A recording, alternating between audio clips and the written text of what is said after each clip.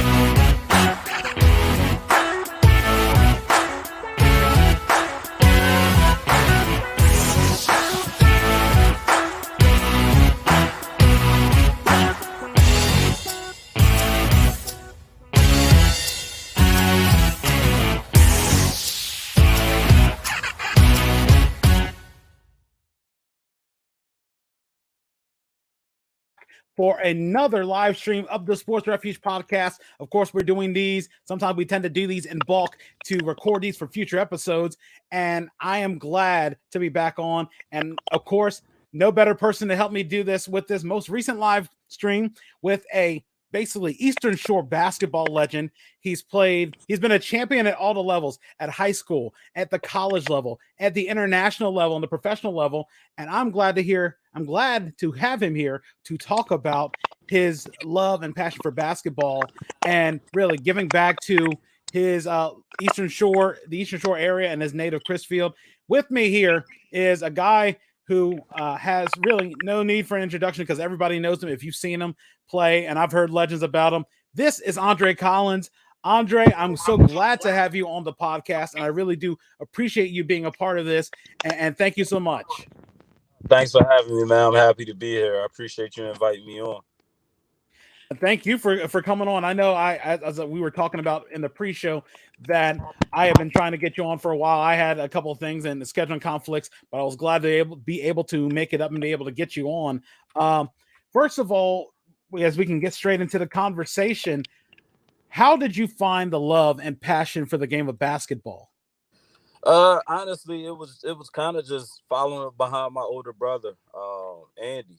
I'm about 3 years younger than him. So when he got of age to be able to start, kind of leaving out the house on his own and going down the street and hanging with his friends, to go play basketball, I always wanted to go with him. And they would more than likely most of the time tell me no when I was younger. So I would just sit in my yard and kind of just shoot. Or those days that we would ball up socks and take all of my mom's clothes baskets and all of her clothes hangers, and we would wedge them in between doors and pretend they were basketball hoops, lampshades, you name it. We did it all. So all of that was a part of my process of falling in love with the game of basketball.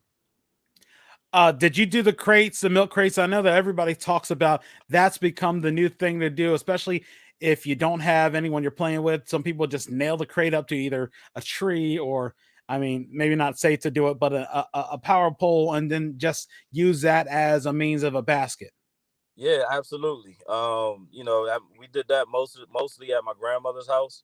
It was a lot of woods in Marion Station, so we would pretty much we would cut holes out of buckets, cut holes out of milk crates, anything that we could figure out.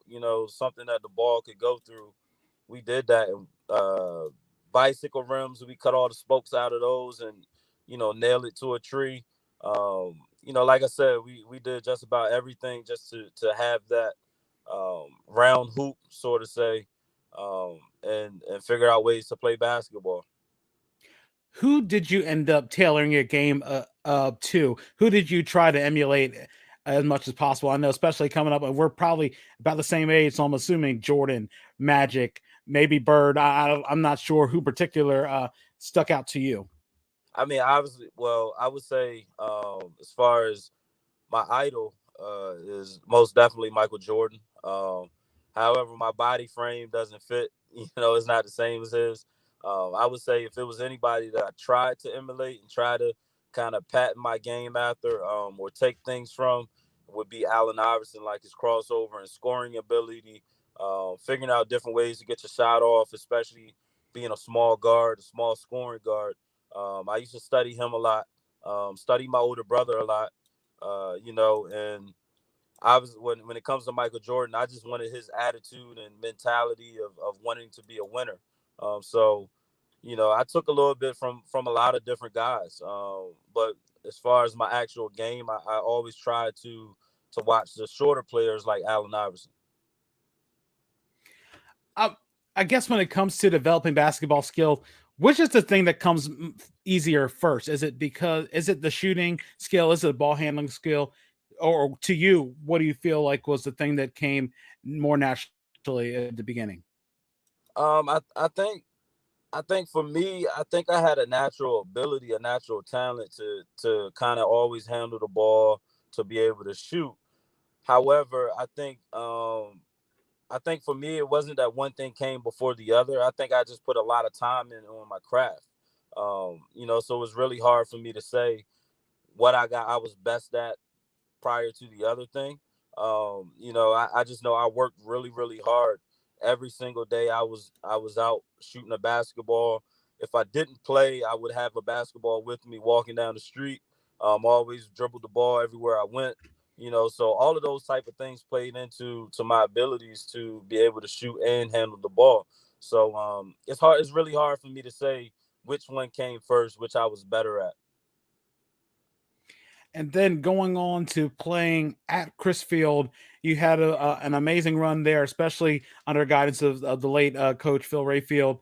Um, Going into there, did you play varsity from the beginning, or did you really have to play in the JV as a freshman? How did that go? No, so I played varsity my freshman year, and it was a quick adjustment for me because I was a manager for the varsity team when I was in seventh and eighth grade. So I used to ride my bicycle over to practice from middle school every day, and every now and then I was able to practice with the team if for whatever reason didn't have enough players or something like that, or just after school playing pickup with the varsity players. So I was accustomed to that level, so it came pretty easy for me, easy to adjust my freshman year, playing varsity. Was it more the athleticism, or was it the speed of the game was the biggest thing to make the adjustment to? Uh, I think it was actually playing for something. When you get to the high school, obviously you're playing for your school, and you're playing to try to win a state championship. In Chrisville, the tradition, basketball tradition is very rich. It's one of the most important things in the town. So for me, it was just kind of adjusting to a level of, playing for the entire city, the entire town. Um, as well as far as on court. When I was in high school, I was freshman year, I was probably 100 pounds wet. So probably just being able to take the bump from the kids and stuff like that from the other teams. But like I said, I think it was a quick adjustment for me because I did grow up playing against older guys. When did you feel like you had hit your stride playing at the varsity level? Was it sophomore year, or did it continue to progress as you went along, or was there a particular moment that said, "Okay, I can be one of the best in the Bayside"? So it was actually my freshman year. We were playing against Cambridge South Dorchester, and they had some really good players that year, really good seniors, and I was able to compete with those guys. Got some good playing time that game. Came off the bench, and that was actually from there I started the rest of the season. After that game, um, another game, we played Bennett at Bennett, and I had my career high as a freshman that game. I want to say it was 28 points off the bench. I led the team in scoring that game, and from there it was just, my confidence was high, and I was, like I said, I always believed in the work that I put in and the hard, the early days of me working on my craft and just how competitive I was, and the success I had in practice against the guys that that I knew were really good players that were on my team. What was the average day, your average day routine like when it came to basketball? What did you do for, I guess, for training and repetition? Honestly, back then, we didn't do a lot of training. That's kind of like more so what these younger kids do. Back when I was growing up, if I just went to the basketball courts all the time, where I went down to my uncle's house all the time, and I would be out there playing basketball. If I was by myself, it didn't matter. I would shoot all night, all day. Um, and I just believed in my abilities. I believed in my talent. Um, if I always felt if I could stay on the court with my older brother, I could be out there with anyone. Going into the run, especially winning the state championship, what was that experience like? And how did you know that this was the year for the Crabbers? Well, honestly, it began. It began in the summer of my, well, actually in the spring of my junior year. After we lost in the playoffs my junior year, I knew I only had 1 year left, and my goal since a kid was to try to win the state championship for the city of Chrisville, for Chrisville High School. And that summer we all got together, all the team. We worked hard. We played together. We traveled together. We went to camps together. Everybody was locked in, and we all had one goal. Um, we knew it was our last year, as far as being our senior year, and we wanted to do something special. It hadn't been done in, I believe it was like 20 years or something, like 18 years or something like that. The last time that a Crystal High School team had won the state championship, it was in 1982. So we wanted to make sure that we brought it back for our town, and it was our last year in high school, so we had to get it done. I was fortunate enough to get there my freshman year, but we came up short. And seeing the pain and having that taste of getting there and falling short. To me personally, on my career, it was the last thing that I needed to accomplish to, cross my goals off. Was there any particular bumps in the road or teams that gave you any trouble during that run? Oh, I mean, every team, as far as my from my freshman year on to up until we won it, it was all tough. It was never easy. I remember back then the Chrisville and Pocomoke battles were really big games. The Chrisville and Snow Hill games were really big games.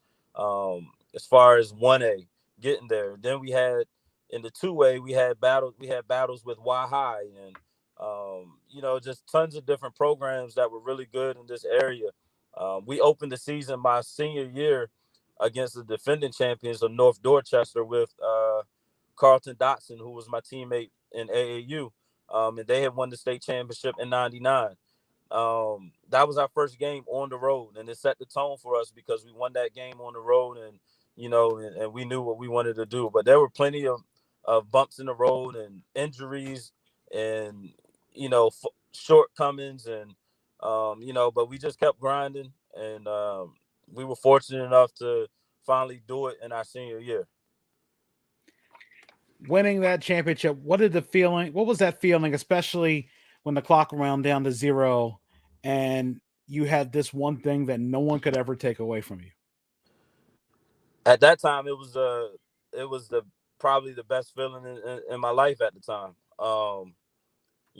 It's I wasn't doing that just for me. I did it for my city, for my town. I was doing that for my older brother, because I remember the pain that he had, when his senior year, when we got to College Park and we fell short. I remember looking at him when we were all the other kids that, either they weren't really bothered by it, or, they had more years of high school to try.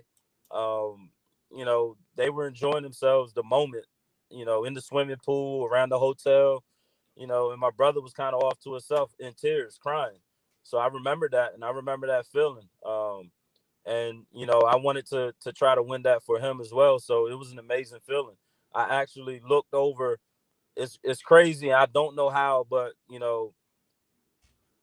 when I looked over and looked up in the stands and all those people, because I believe the entire city of Chrisville was at that game. It was like I locked my eyes in on my brother. I could see him, and he was crying, I was crying. It was just an amazing feeling up at that time.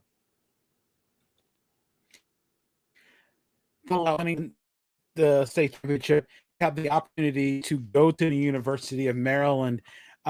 Before we get into the time at Maryland and the national champion, what were some of the other schools that were looking at you or you were looking at before you made the decision to go to College Park? So I had Temple, Texas, Villanova, St. Joe's, University of Delaware. Man, it was a good amount. Rutgers, UVA, North Carolina. It was a good amount of schools. What gave the Terps the edge over some of those other prestigious programs? I mean, I'm from Maryland. My dad is a Maryland fan. I grew up knowing Maryland basketball history. My mentor is from that area, so I always, was around that area. It was easier for me to get home if I needed to be home. I had family up there, and just the program. You know, you can look at a coach like Gary Williams, who's a Hall of Fame coach, and seeing the energy and how he fought for his players every single game, every single possession. It was an atmosphere I wanted to be a part of. And I know, of course, the reputation with Gary Williams is that he loves coaching the scrappy teams, those guys that maybe were not given the opportunity anywhere else, or that are too small, or don't have particular assets that maybe some of the other programs are seeking. But to you, did you feel like you fit right in immediately going into Maryland? I mean, it was some adjustments for me. But as far as fitting and knew I belonged, absolutely. You know, I think it was kind of similar to high school. I had to feel my way, um, especially with the physicality of the ACC.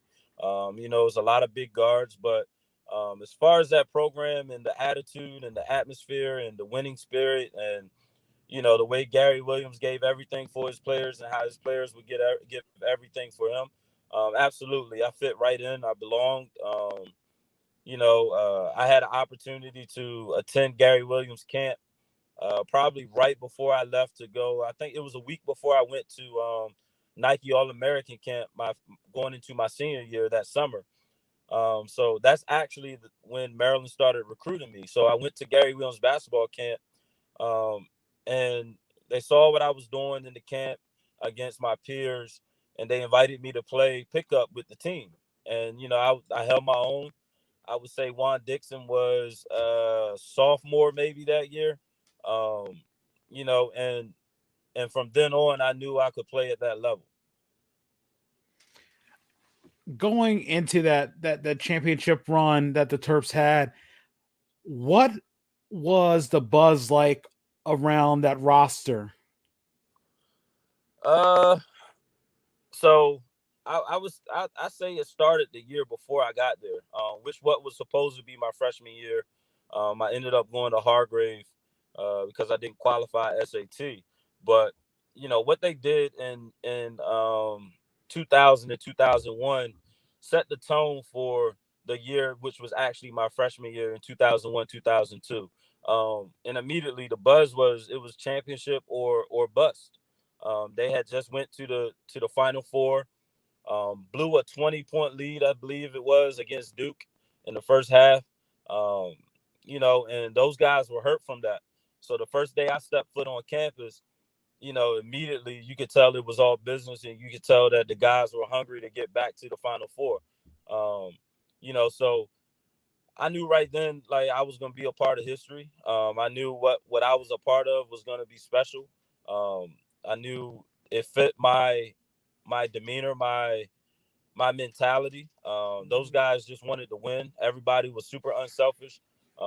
We were a family, so the buzz it was simple. It was get back to College Park.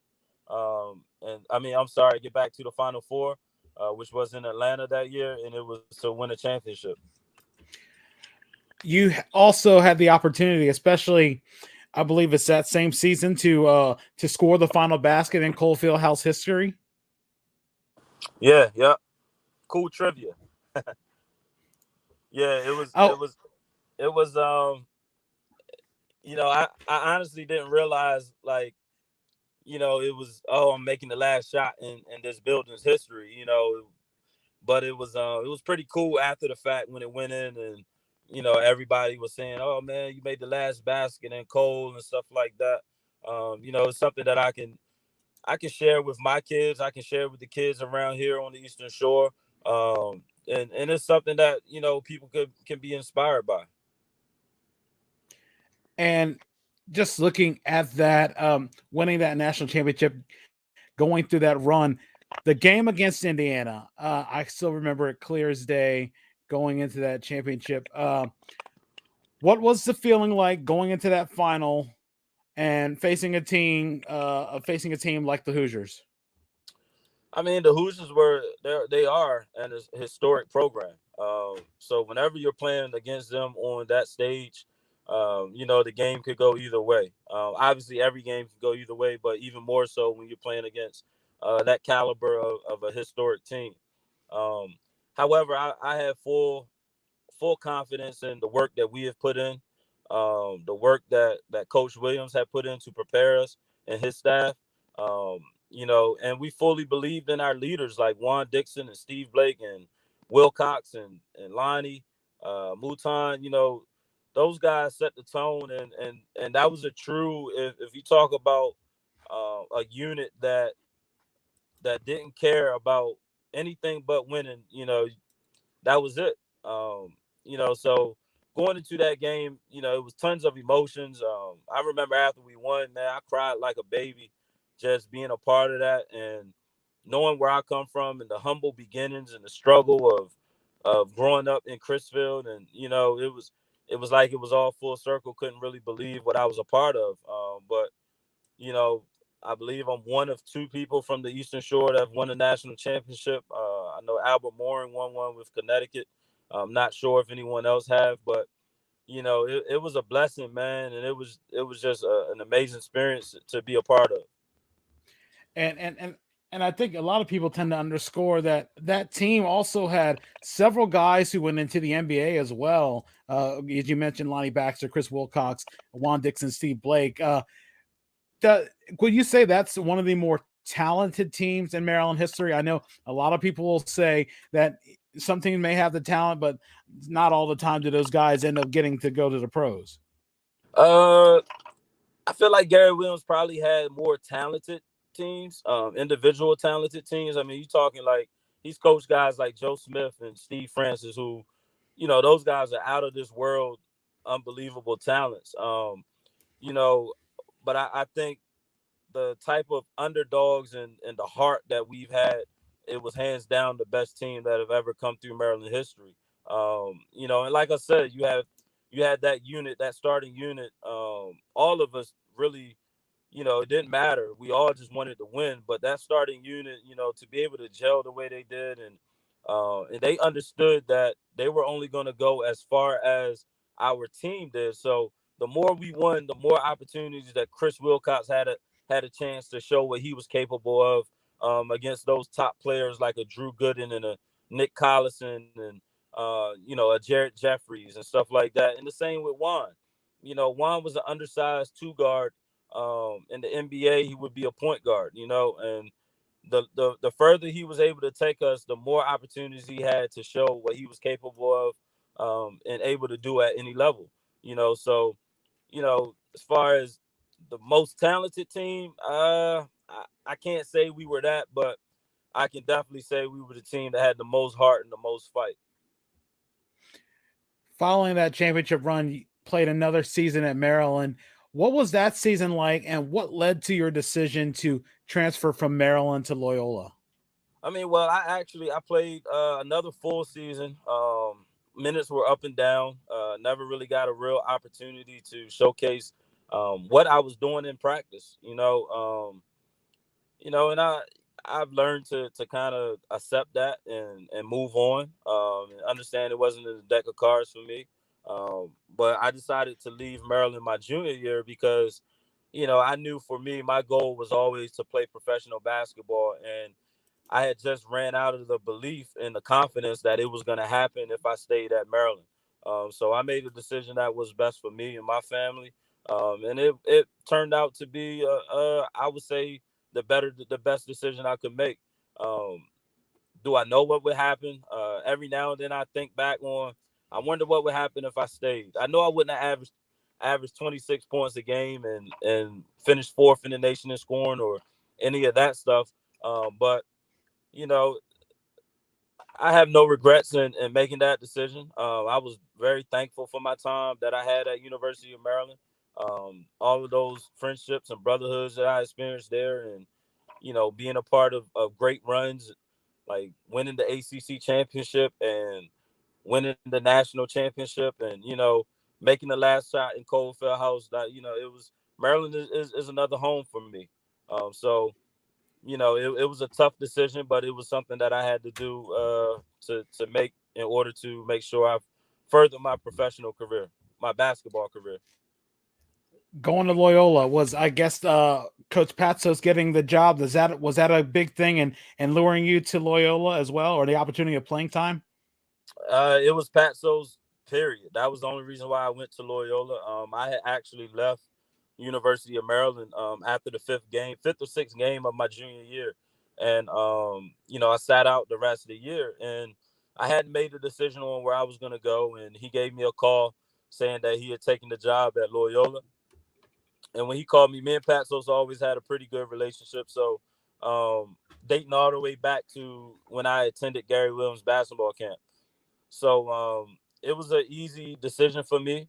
I decided to go to Loyola right on the spot without visiting the campus or anything like that. It was just he called me. I said, "All right, I'm gonna rock with you." And it was his first year as a head coach, and it was an opportunity for me to prove to everyone what I could do on the college level, and get my name back out there, and put myself in position to make some money and make some money to play basketball. And then the 05-06 season, looking at it, that's when Loyola went 15-13.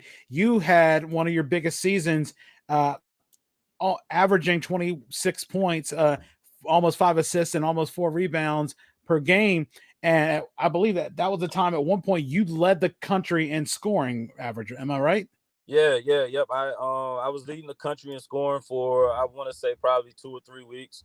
And it was some pretty good names up there. You had JJ Redick, Adam Morrison, Keidra Clark, who I believe he still holds the NCAA record for most points. It was some good company up there. And I had a really good season at Loyola. Had really great teammates that there weren't any jealousy or anything like that. They fed me the ball and put me in positions to score. I had a really good year. It was a fun year. It was the first winning season that Loyola had since the late Skip Prosser was coaching there in the early '90s. So 2 years before I got there, I believe they had only won like one game. The year that I had to sit out, we had won only 6 games or something like that. So, to be able to have a winning record the year that I played, and kind of created this trend of it being okay to transfer to Loyola. Because while I was there were several guys who transferred from bigger programs, bigger schools, from the Big East and ACC, to come to Loyola after I transferred there. They were able to eventually get to the NCAA tournament. So I take pride.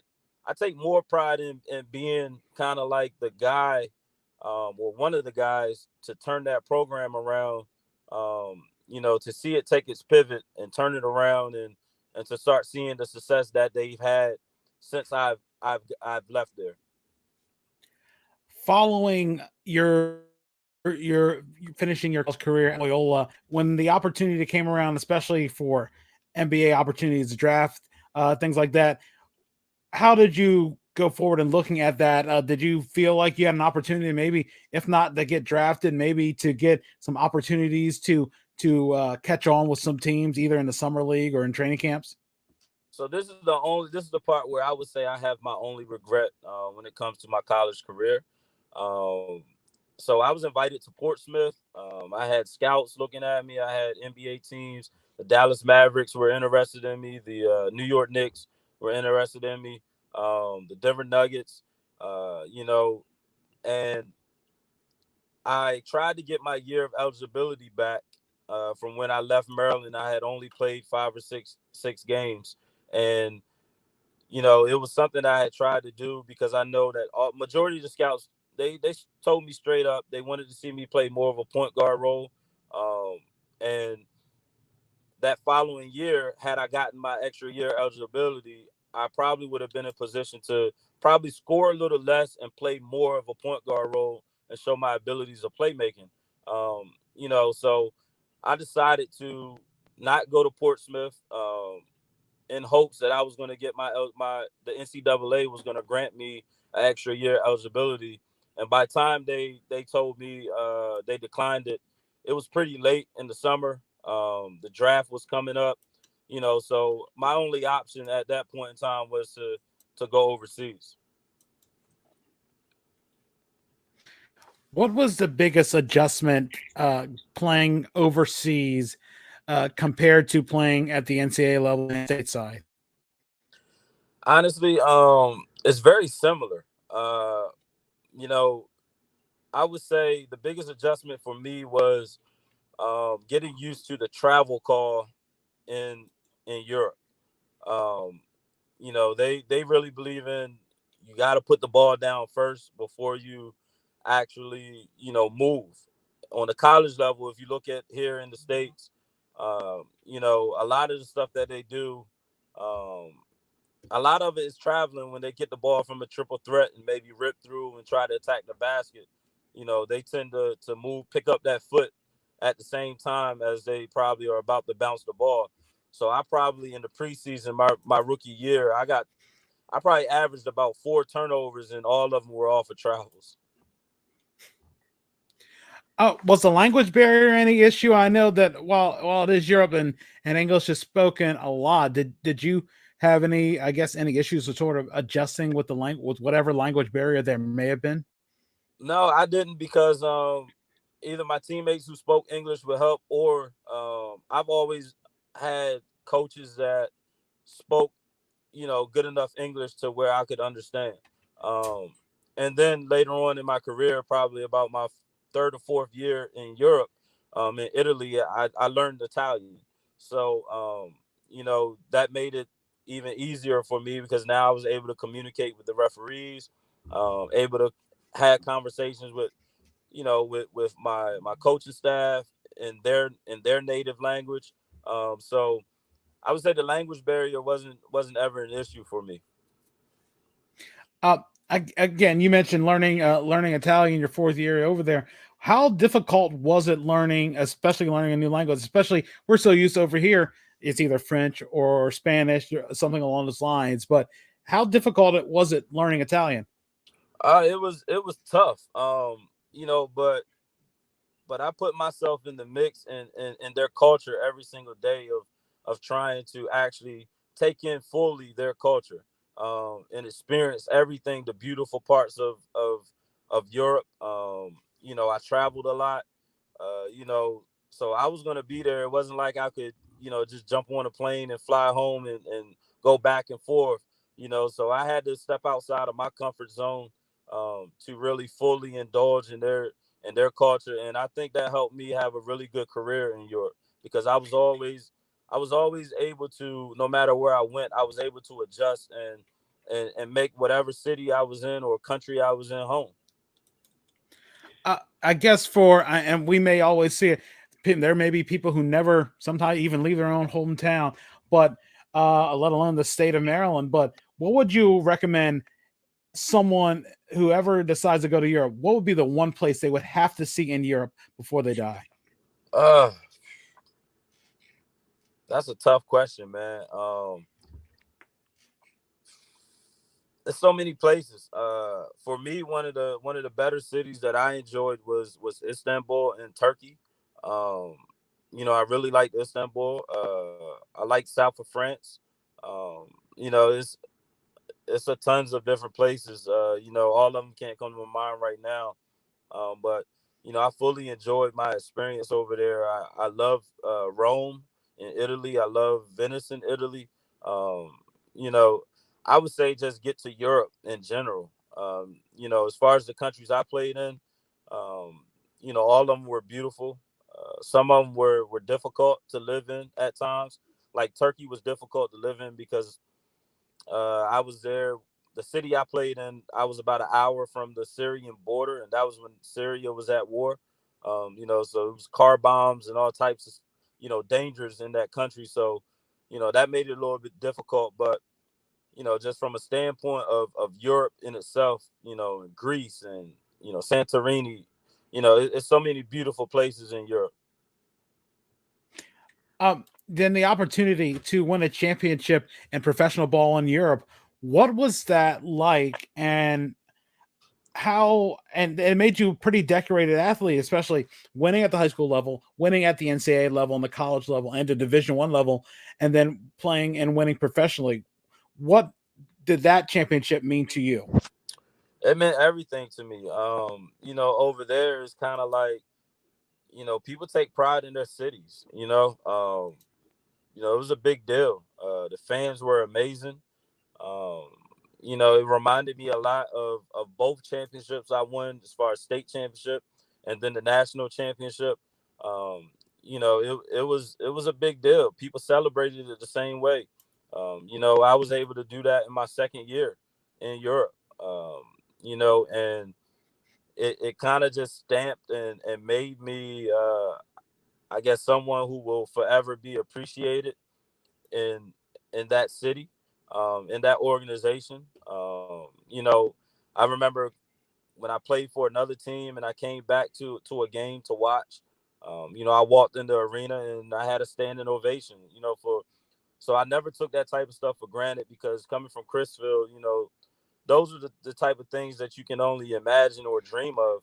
It's not something that happens on a normal, So for me, it was an amazing experience, and it's up there just as much as winning one for my hometown and winning the national championship, because it's two things that are, it's very difficult to do. And as you continue to play over in Europe, were there any other overtures or opportunity to come back stateside and maybe look at the NBA or at that time, or did those opportunities come up then? I mean, I had a couple opportunities to play in the summer league.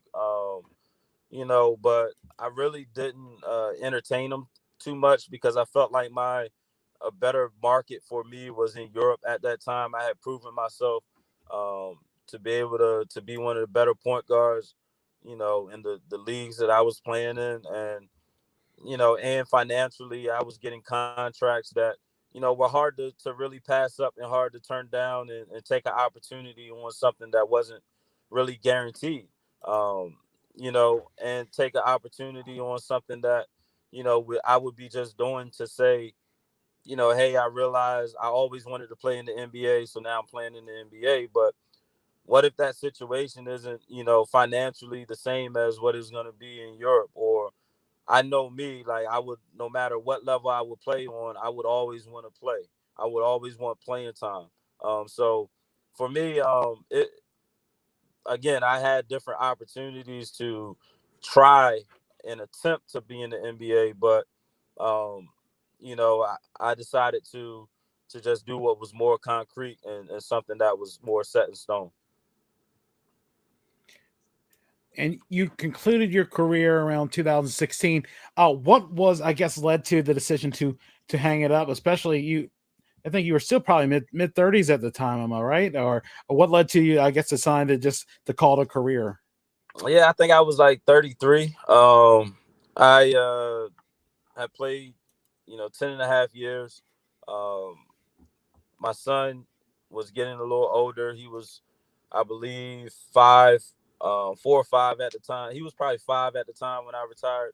My daughter was 3, and it just got more and more difficult every year that went by when it was time for me to leave and go to Europe, and leave them to.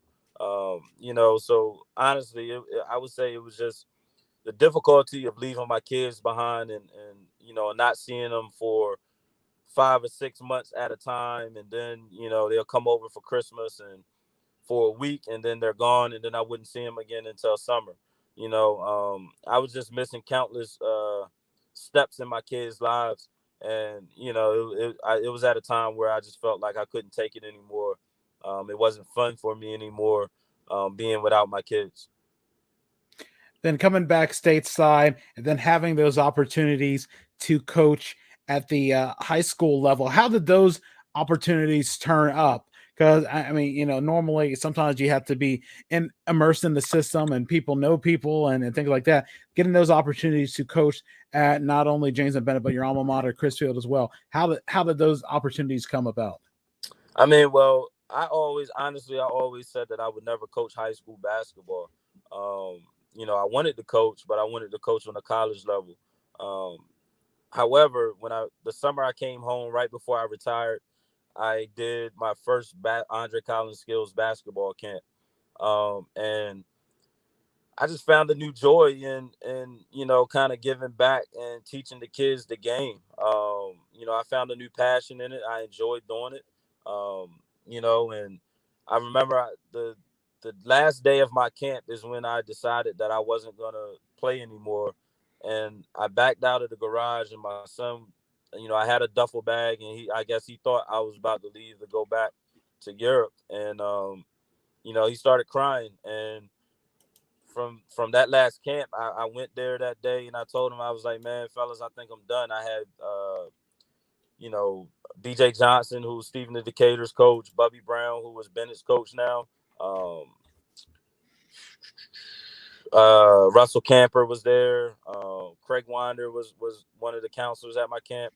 And I was just talking to the guys, and all of them, and I told them, I was like, man, I think I'm done playing, and I think I want to coach. And they was like, man, you really should coach. Like, you should do it. And uh, Dean Sullivan happened to reach out to me, I guess, when he got wind that I was going to retire, and he reached out to me and said, hey man, let's coach together. What you think about it? And I thought about it, and I ended up, what? Why not give back? I wasn't working or anything like that. I was just sitting home. So I felt like it was an opportunity for me to continue to give back to the kids and um, pay the game forward. Going into this onto the sidelines and coaching, what was the biggest transition from playing to coaching? Like, I always hear that sometimes the most helpless feeling is that you're no longer able to actually go out there and do anymore, and you're just hoping that you can impart enough wisdom to those who you're instructing to follow through. Yeah, absolutely. That is definitely one of them. Not being able to, you could put the guys in position and you could tell them what to do and prepare them all day, but um, not being able to actually go out there and physically do it yourself, and impact the game in that way. That was an adjustment. Having to and I felt like this was kind of an adjustment because it was on the sideline, and I wasn't on the floor being able to do it. I feel like I was always able to do it as a leader, as far as knowing, figuring out the emotions of my teammates. Is more difficult than, no, I'm sorry, it's not more difficult. It's a little less difficult than figuring out the emotions of your players. Understanding who you could probably yell at a little bit more, or demand more out of, or all of those type of things. But the biggest adjustment was for me was um, trying to coach kids, trying to coach every kid, and some of the kids not, some of the kids didn't really care about basketball. Some of them just wanted to be a part of something, to say they were on the team. And so for me, that was a hard part to do, being able to coach someone who doesn't care about, the game of basketball. And when I was still at a point where I could, you know, still go back overseas and play and get contracts and stuff like that. And just being in that atmosphere where I'm coming from, where every player, every coach, everybody in the organization cares about, winning and cares about the program versus some kids just don't care. So for me, that was tough. Then finally ascending and just becoming having head coaching and running your own program. What is the biggest thing like that that you have to do? Especially feel like there's a little more more than caretaking that you have to do when you're fully running your own program. Yeah, absolutely. In the high school level is not just high school, but college as well. But high school especially, you're trying to raise young men. You're trying to groom them. Basketball isn't everything about, you know, it's not the only thing that's important when it comes to coaching high school kids. In fact, it's probably the least important thing. You have to mold those guys into good people, hoping that they will, when they walk out of them school doors and they graduate, they will go right instead of going left. So that is very difficult. It's hard to run your own program, especially when you're dealing with, sometimes you may have kids who haven't had a meal, all day, or don't know where their next meal is going to come from. They don't have clean clothes, and or their home situation is not good. You become play more of a father figure. But it was easy for me to do because I had a great coach and the late Mr. Rayfield, who was another father figure to me. And I just tried to make sure anything that I did, it was kind of patterned and patent after what Mr. Rayfield would do for us.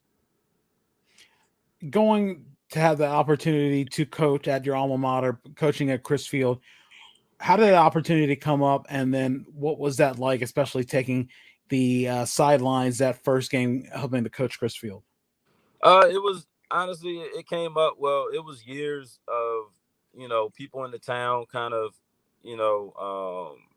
getting on me about coaching and wanting me to come home and coach. Dave Arnold who was the current coach at the time, he had extended a welcome to me multiple times to come and coach. Um, and it had gotten to a point where I felt like um, it was something that I wanted to experience of just coaching at home. I knew the pride that comes with that, the tradition that comes with that. There's nothing like being in that gym, being a part of that history, and being a part of trying to win a championship. So it was a tough decision for me to leave the kids, um, you know, at Bennett, which what I wanted to do was I told myself whoever I would not leave until every kid that came with me, as far as that started with me in my first year of coaching, if any kid was in that program still, I was going to be there and see them through up until they left and graduated. And that's what I did. Saquon Cotton was the last kid that, you know, from that freshman year, from my first year of coaching.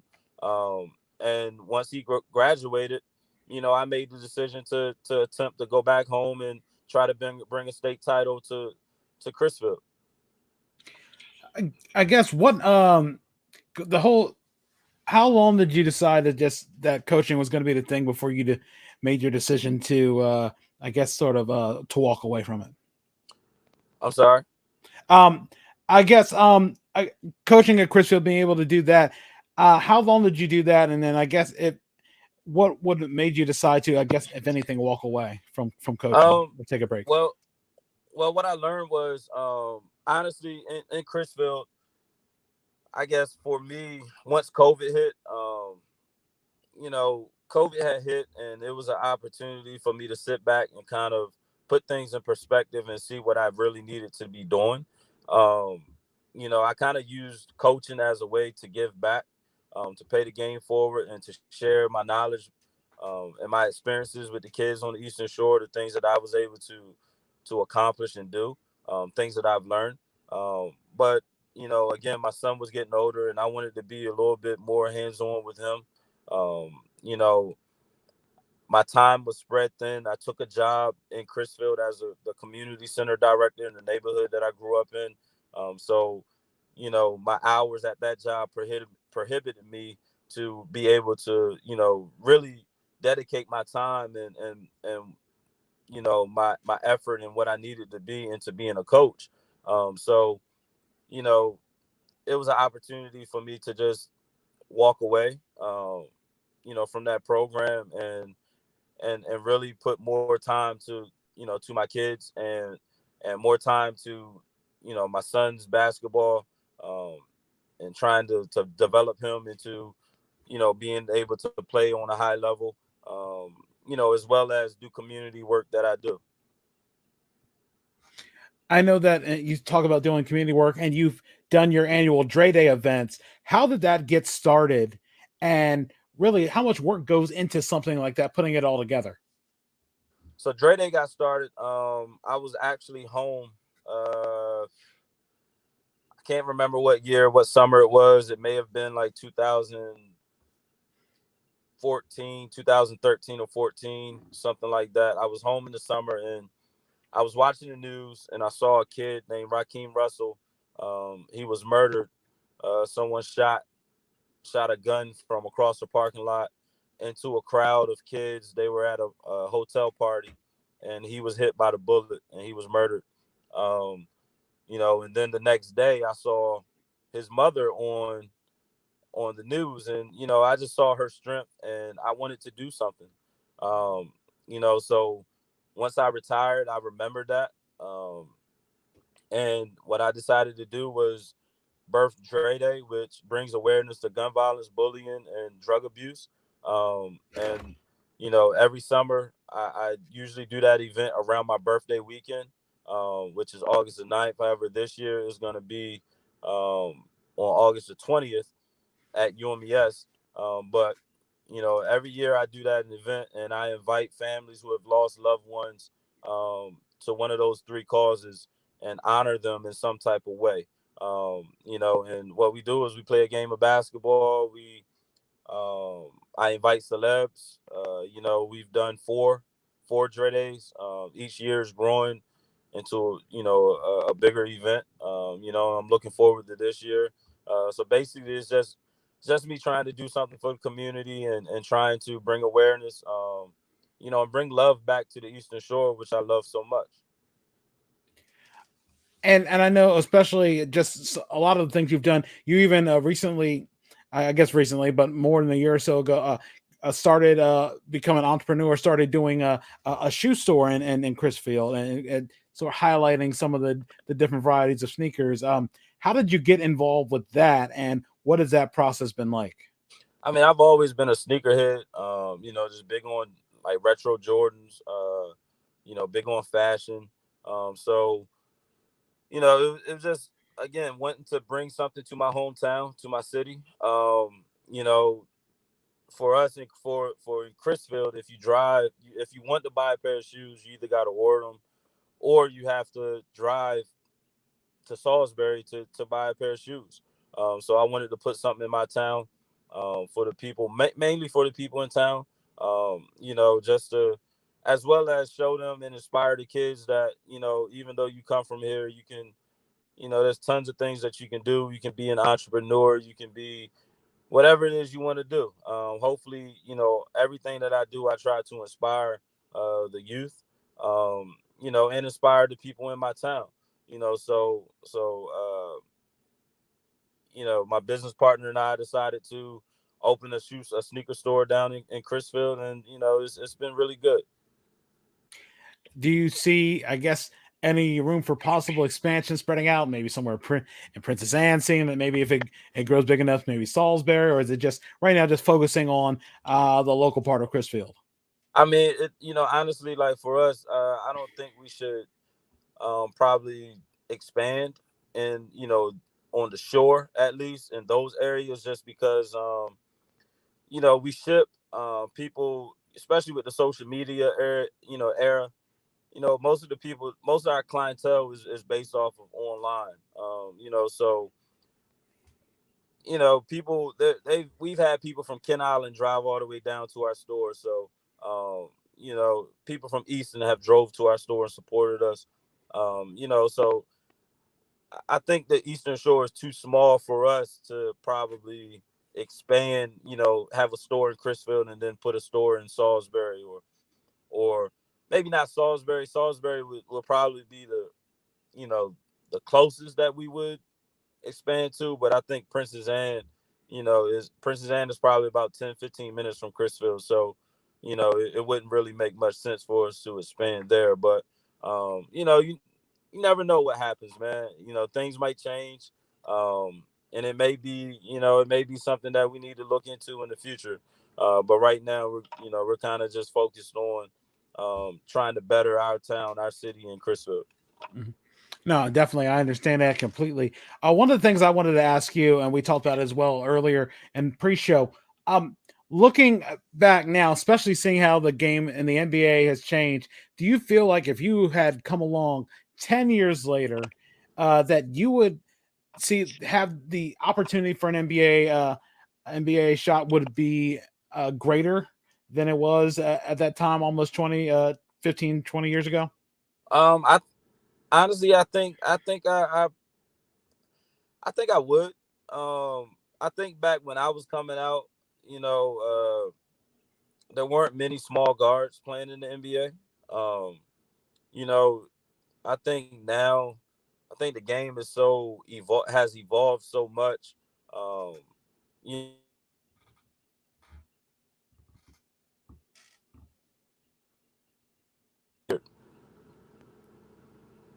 I think I lost you for a second there. yeah, I had a phone call pop up. I'm sorry. I know worries. Yeah, but the game has evolved, and I think definitely, um, knowing what I know now, obviously, and if I came out in this era, a lot of kids are reclassing, and all of that type of stuff. Um, AAU is a little bit different. Um, it's I think social media helps a lot. I most definitely think that my chances probably would have been stronger now if I was playing now versus when I was in college a long time ago. When I was in college, we didn't really use social media the same way that it's used now. You know, so college coaches can look at games online. NBA coaches can look at games online. They look at highlights, and you can put yourself out there a little bit more now. In regards to when I was coming out, so I think my chances would be stronger now. Had I came out, you know, instead of 22 years ago. Um, I guess so. Since we're on that path, what would you say the biggest piece of advice would be that if you could have the opportunity to talk to uh, Andre Collins of 2002, what would you tell him then? I guess as a piece of advice. Just just be patient. Stay locked in. Have no regrets. Be confident. Which a lot of those things I was. Um, you know, Probably work on my craft even more. As much as I did, I still feel like I kind of didn't probably didn't work on my craft once I got to the college level as much as you know how I worked on my craft when I played professional. I think the work ethic changed once I got to the professional level because everybody was on the same level. So um, I would say just continue to work, you know, and just continue to give your all. And one more thing before we start wrapping up and give you the opportunity to shout out and give and promote things. What would be how would you best define yourself if you had a scouting report on Andre Collins during your basketball career, the prime of your career? How would you best describe your strengths and weaknesses? Uh, Weaknesses definitely my height. Which at times, especially playing on a professional level, um, it would kind of cost me on the defensive end. Um, you know, uh, Strengths is definitely pick and roll. Pick and roll player, very good shooter, very good passer, a winner, competitor, fearless. Um, One of those players that give everything he had. Um, Cared about his teammates, would do anything to win. Yeah, I mean, sometimes that's all you need. If you got the heart and the determination, that sometimes that can drive you very far. Uh, Before we wrap things up, want to know what are ways people can reach out to you on social media and talk a little more basketball, even talk about their memories of you playing at either Loyola or at the University of Maryland or even at Chrisfield, and anything you'd like to promote, and what are ways to and find those things on social media as well. My social media is Andre Collins on Facebook. On IG, I believe is Dre underscore 443.